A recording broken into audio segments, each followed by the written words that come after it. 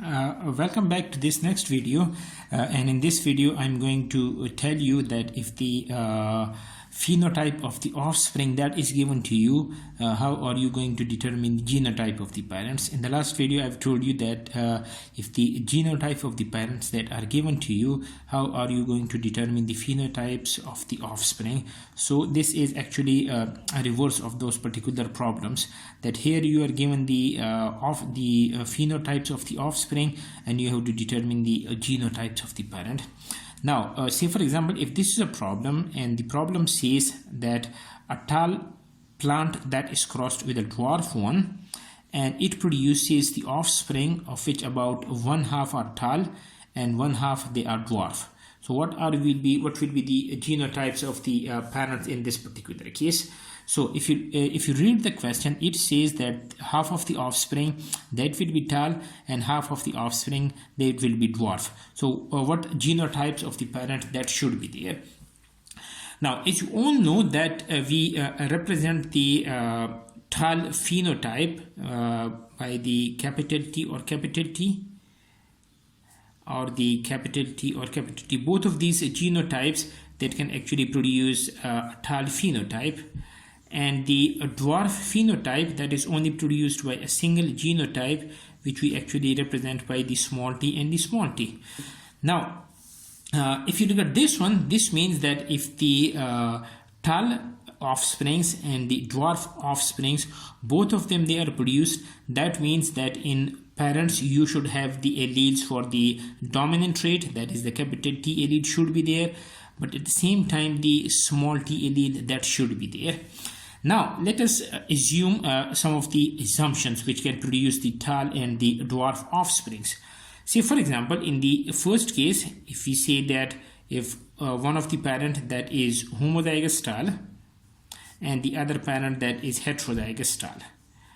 Now if you cross them, if you look at this particular parent, it can actually produce a single kind of the gamete which will be represented by the capital T. I have a detailed discussion on this in the last video, so if you are not sure how to make the gametes of the parent, I'll share the link in the description.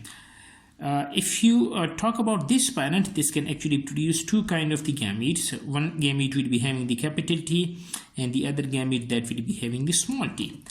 Now, once you have got the gametes of the parents, that means you can actually produce the offsprings. And as I've told you, that left side of the Punnett square show you the gametes of the one parent. So if we take this parent on the left side, so it is only producing a single kind of the gamete containing the capital T allele. The other one, that is the capital T and the small t. So if you're going to cross them, this means that this particular offspring that will be tall, if you combine this gamete with this one, again you will be getting a tall gamete, a tall offspring. If you cross these two, again this offspring will be tall, and again this offspring that will be tall. That means that the genotype that you are required, they are not these genotypes. The capital T and the capital T and the capital T and the small t, it should not be the genotypes of the parent if you want half of the offspring as tall or half of them as dwarf. Now, if you consider that both of the parents that are heterozygous tall, so if they are heterozygous tall, this means that if you are going to cross this particular parent is producing two kind of the gametes, capital T and the small t. Again, this parent is producing two kind of the gametes with capital T and the small t. So if you are going to cross them, what offspring can you expect? Now, if you look at over here, this is the gametes of one parent. These are the gametes of the other parent. So if you cross them, this gamete can combine with this one, capital T, capital T. This can combine with this one, the capital T and the small t. This can combine with this one, the capital T and the small t. This can combine with this one is the small t and the small t. Now, if you look at this one, if you talk about this particular, if you take both of the parents as heterozygous tall, that is producing both the tall and the dwarf one. This is the tall offspring. Again, this is the tall one, this is the tall one, and it is also producing the dwarf one, and it's also producing the dwarf phenotype.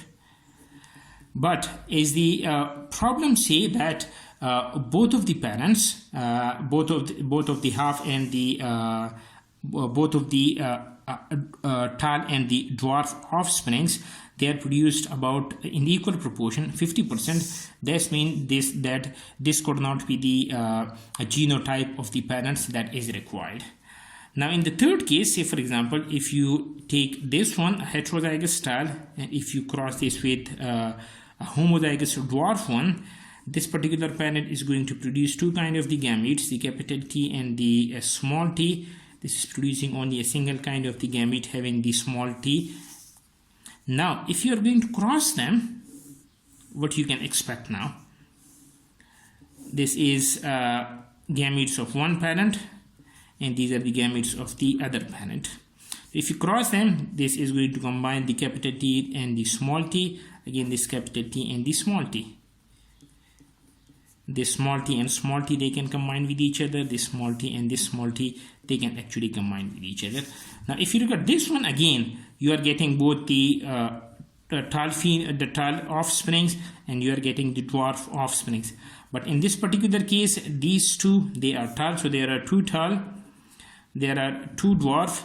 That means that both of the tall and the dwarf, now they are produced in equal amount. So if they ask you, okay, what will be the what are the genotypes of the parents? So in this particular case, the genotypes of the parent, one of the parent, the say for example parent number 1, the genotype will be the capital T and the small t, and the genotype of the other parent, that will be the small t and the small t. So if you take these two genotype and if you cross these two parents, it is going to give you the tall and the dwarf in 50% in equal amount. We will continue this in the next video.